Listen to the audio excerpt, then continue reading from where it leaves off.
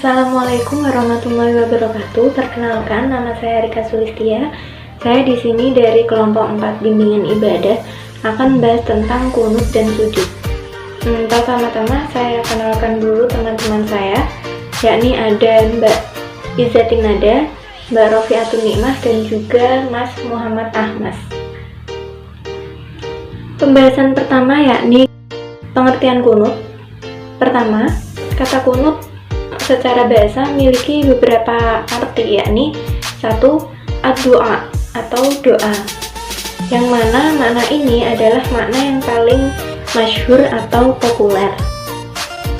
Yang kedua yaitu at-ta'ah atau dalam bahasa Indonesia berarti taat, sebagaimana terkandung dalam firman Allah, Bismillahirrahmanirrahim, lahu ma fis samawati wal ardi kullu lahu qanitun. Artinya, apa yang ada di langit dan di bumi adalah kepunyaan Allah, semua menunduk atau taat kepadanya. Al-Quran Surah Al-Baqarah ayat 116. Dan arti yang ketiga yakni as-sholah atau sholat, sebagaimana yang terkandung dalam firman Allah, yaitu Bismillahirrahmanirrahim, ya Maryamu qunuti li rabbika wasjudi warka'i ma'ar raki'in. Artinya, hei Maryam, kunutlah kepada Tuhanmu, sujud dan rukuklah bersama orang-orang yang rukuk. Quran Surah Ali Imran ayat 43. Dan makna berikutnya yaitu tulul qiyam, yaitu berdiri lama, sebagaimana terkandung dalam sabda Nabi SAW, afdholus sholati tulul qunuti. Artinya, sholat yang paling utama adalah yang paling lama berdirinya. Yang terakhir yakni as-sukut atau diam, sebagaimana terkandung pada ucapan sahabat Zaid bin Arqam, yaitu kunna lanakallamu fi sholati yukallimu rajuli sahibahu wa huwa ila jambihi fi sholati hatta nazalat waqumu lillahi qanitin. Surah Al-Baqarah ayat 238. Sedangkan kunut menurut istilah yakni sebagaimana dikatakan oleh sahabat Ibnu Alan, yaitu al-kunutu 'inda ahli syar'i ismun lid-du'a fi sholat fi mahalli makhsusin minal qiyami. Kunut menurut ahli syariah adalah nama bagi doa dalam sholat pada tempat atau posisi tertentu waktu berdiri. Jenis-jenis kunut dan lafadznya. Kita masuk pada pembahasan kedua, yakni jenis-jenis kunut dan lafadznya. Yang pertama yaitu ada doa kunut subuh. Doa kunut subuh dibacakan setelah sholat subuh. Menurut Imam Nawawi, hukumnya adalah sunnah muakkad. Doa kunut subuh dibaca pada rakaat kedua pada saat iktidal atau berdiri setelah rukuk dan sebelum sujud pertama. Sedangkan lafaz kunut subuh yakni Allahumma hdini fi man hadait wa afini fi man afait wa tawallani fi man tawallait, dibuka di makalahnya sudah ada lengkap. Lalu yang kedua yakni kunut witir. Doa kunut witir dilakukan saat rakaat terakhir dalam sholat setelah rukuk atau iktidal dan sebelum sujud pertama dalam rakaat ini. Pada saat membaca doa kunut sholat witir, posisi kedua tangan diangkat seperti layaknya seseorang sedang berdoa. Bacaan atau lafaz doa kunut sholat witir sama dengan doa kunut sholat subuh. Yang ketiga yakni doa kunut nazilah. Doa kunut nazilah adalah doa yang dijauhkan dari malapetaka. Jadi doa ini kita meminta kepada Allah untuk dijauhkan dari malapetaka seperti bala dan lain-lain. Doa ini dibaca setelah ruku pada rakaat terakhir sholat fardu. Bacaannya Yang pertama sama seperti doa kunut biasanya, lalu setelah sampai wastaghfiruka wa atubu ilaik ditambah Allahumma dfa'annal wala wal bala wal waba wal fahsya wal munkara wasyuyufal mukhtalifata wasyada'id wal mihan ma dhara minha wa ma batana min baladina hada khassatan wa min buldanil muslimina ammatan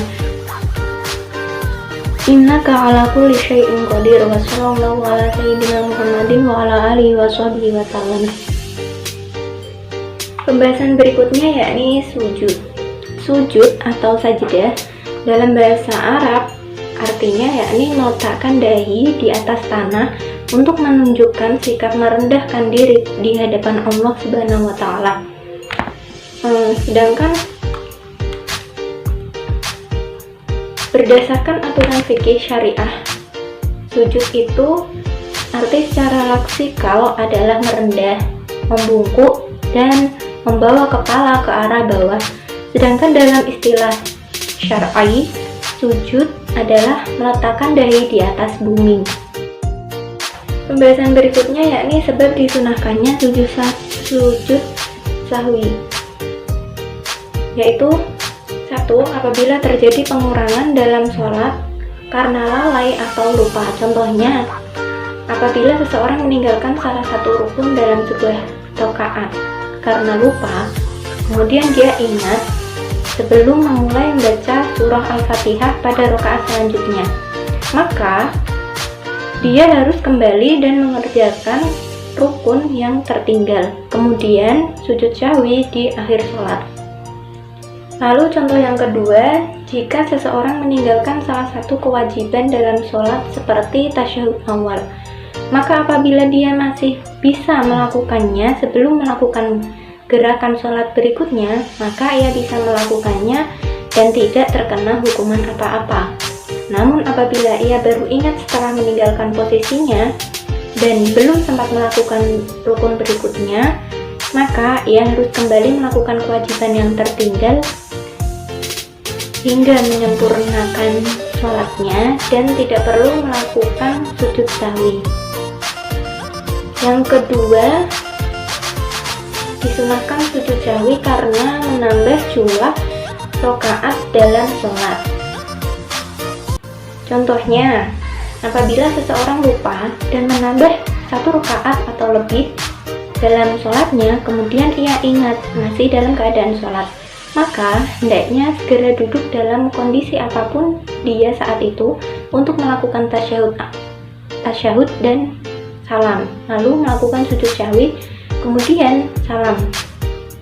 Jadi salamnya 2 kali. Yang ketiga yaitu melakukan sujud sahwi ketika musolli ragu di dalam salatnya. Ini sujud sahwi juga disunahkan ketika seseorang ragu-ragu dalam salatnya.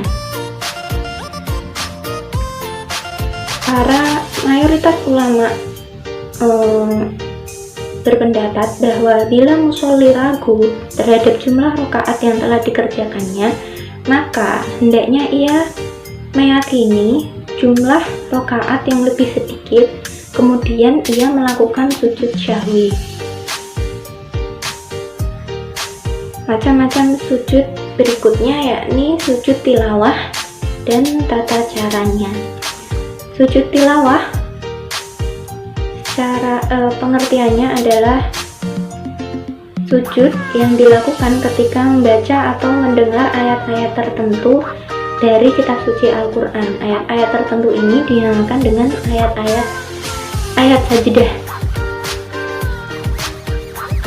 Lalu tata caranya untuk melakukan sujud tilawah ini yaitu ketika kita berada di keadaan di luar sholat, maka apabila kita membaca atau mendengar ayat sajdah dan kita berkehendak untuk melakukan sujud tilawah, maka yang harus dilakukan adalah memastikan dirinya suci, tidak berhadas, Dalam arti lain, apabila kita sedang berhadas, maka sebaiknya wudhu terlebih dahulu.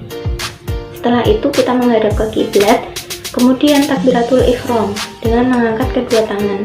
Setelah berhenti sejenak, lalu takbir lagi untuk sujud tanpa mengangkat kedua tangan. Setelah sujud satu kali, lalu bangun, kemudian duduk sejenak tanpa membaca tahiyat dan mengakhirinya dengan membaca salam. Sedangkan melakukan sujud tilawah dalam keadaan sedang sholat, yaitu dengan cara setelah membaca ayat sajdah, maka bertakbir tanpa mengangkat tangan untuk kemudian turun bersujud satu kali. Setelah itu bangun dari sujud untuk berdiri lagi dan melanjutkan sholatnya. Bila ayat sajdah yang tadi dibaca berada di tengah surah, maka ia kembali melanjutkan bacaan surahnya hingga selesai dan ruku. Namun bila ayat sajdah yang tadi dibaca berada di akhir surah, maka setelah bangun dari sujud tilawah, ia sejenak berdiri atau lebih disarankan membaca sedikit ayat lalu diteruskan dengan ruku dan seterusnya.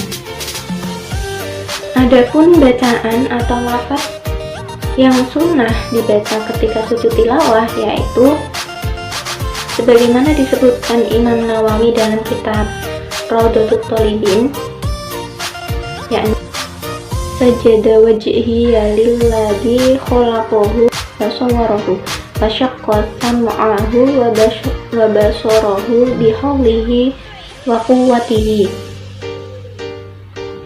Dan juga disunahkan membaca doa, yakni Allahumma qtub li biha 'indaka ajran waj'alha li 'indaka dhuhran wa da'anni biha wizran wa qbalha minni kama qabiltaha min 'abdika Dawud alaihi salam. Macam-macam sujud berikutnya, yakni sujud syukur dan tata cara pelaksanaannya. Pengertian sujud syukur menurut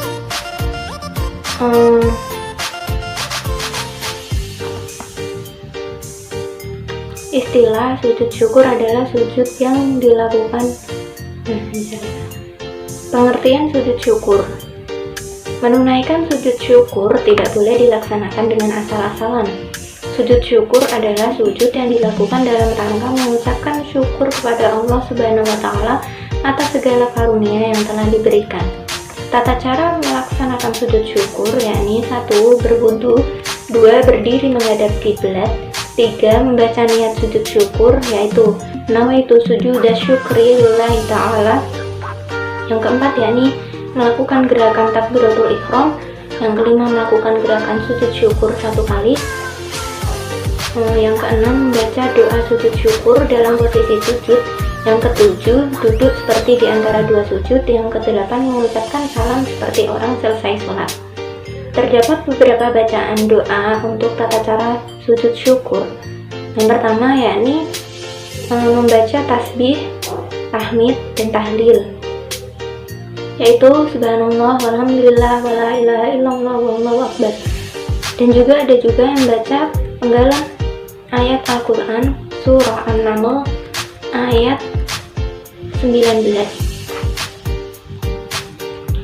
Demikian presentasi yang dapat saya aturkan. Apabila ada kekurangan dan kesalahan, saya minta maaf yang sebesar-besarnya. Saya perwakilan dari kelompok 4 mengucapkan terima kasih atas perhatiannya. Wassalamualaikum warahmatullahi wabarakatuh.